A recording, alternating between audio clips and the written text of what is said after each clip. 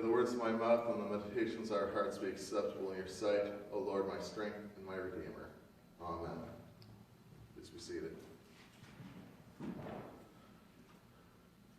He is not the God of the dead, but of the living, for in him all are alive.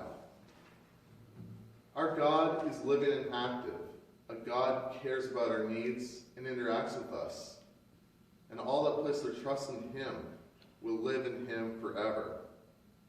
But he is not the God of the dead, but of the living, for in him all are alive.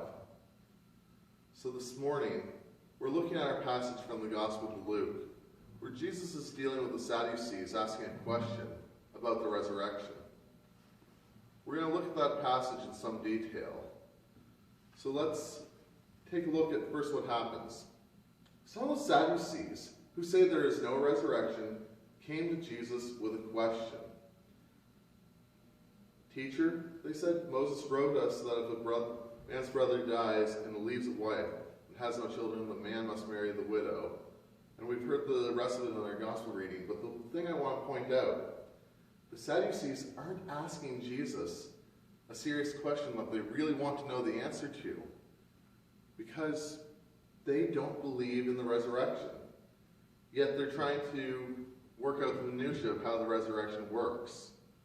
You see, they believe that when someone died, that is the end of it. And you know what? The best modern equivalent I can think of for the Sadducees would be deists. People who believe that God exists, but they don't believe that he is active in people's lives. And there are people who believe that God is like a blind clockmaker who set everything in motion and leaves it to run into the world's end, leaving it alone.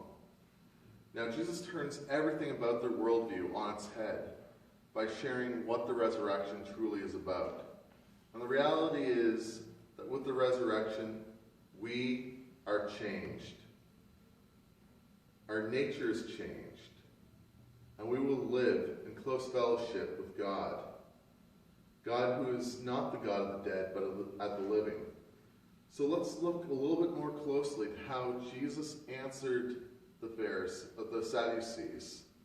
And that begins on verse 34. And Jesus replied, people of this age marry and are given in marriage. But those who are considered worthy of taking part in that age, in the resurrection of the dead, will neither marry nor be given in marriage, for they can no longer die, for they are like the angels. They are God's children, since they are children of the resurrection. So Jesus shows that the change in the nature of people will happen at the resurrection. After the resurrection of the dead, no longer will they struggle with the desires of the flesh, for there is a change that will take place. You see, in the resurrection, all those who are part of the resurrection will receive new bodies. New bodies that will not be subject to pain. New bodies that will not be subject to death. New bodies that will not be subject to desire. But bodies, and will be people who will live in close fellowship with God. So what does this all mean for us? What does it mean that there is a resurrection? You see, we are called to be the people of God, both now and in the life of the world to come. And as his people, we are called to spend time with him, listening to him and letting him to be active and involved in our lives, learning to follow Jesus and rely on him.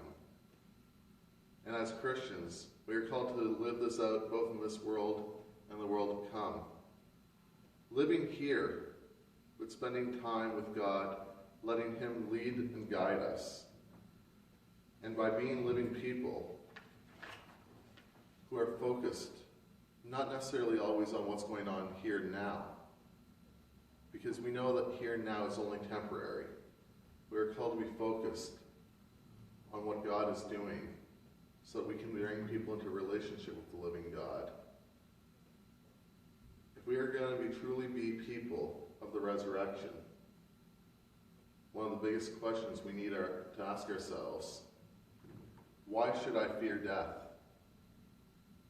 You see, we live in a world, so much of our world is based around the fear of death or the fear of aging. Spend a few minutes thinking about any magazine that you read, any of the commercials you see. How much of those commercials are selling products that try to fight against aging, that try to fight about being forever young? You see, when we keep focused on this life, we miss out on so many other opportunities. But when we lift our vision higher, when we look forward to the resurrection, it means we can then do what we are called to do. We can be people who are focused on what truly matters, and that is Jesus and his kingdom. We're not busy trying to make ourselves live forever, because as people of the resurrection, we know that we will live forever.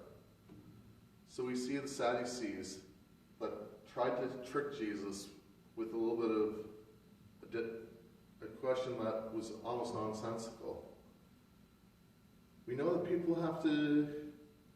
What happens if someone's married multiple times? Whose spouse will they be at the resurrection? And Jesus basically answered them, you're missing the point. The whole purpose of the resurrection is not so that life will continue as it is now. The purpose of the resurrection is that people will spend eternity with the living God. So our God is not the God of the dead, but of the living. He is the God of Abraham, the God of Isaac, and the God of Jacob, all of whom are living in his presence. And so too, when we place our hope in Jesus, can we be assured that we, like him, will spend eternity with him. In Jesus' name, amen.